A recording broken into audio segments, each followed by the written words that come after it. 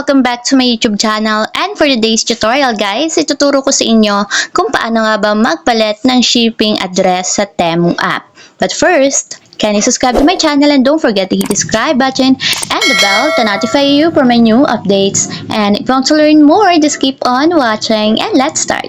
So ayan guys, for today's video, mag-open lang tayo ng ating Temu app and make sure na naka-login yung account natin.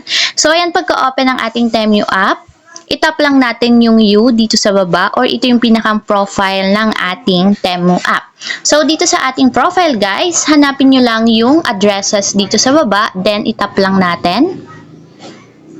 Then after nyan guys, makikita nyo na dito yung inyong default address. So para ma-edit natin or mabago natin yung shipping address, ang gagawin lang natin guys is itatap natin dito yung edit sa side nya. So tap lang natin yung edit. And dito guys, pwede nyo nang palitan yung address na gusto nyong baguhin. So, scroll up ko lang siya. And ayan guys, dito na ako sa section ng address. So, papalitan ko siya ng address. Baguhin lang natin guys. So, for example, ito. So, ayan guys. Kapag okay na and napalitan nyo na yung address na gusto nyong ipalit, ang gagawin lang natin guys is itatap natin dito yung save dito sa baba. So, tap lang natin.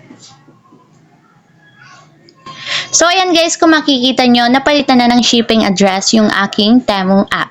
So, ayan lang guys, ganoon lang kasimple kung paano nga ba magpalit ng shipping address sa ating Temu app.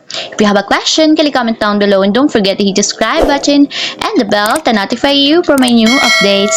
And thank you for watching!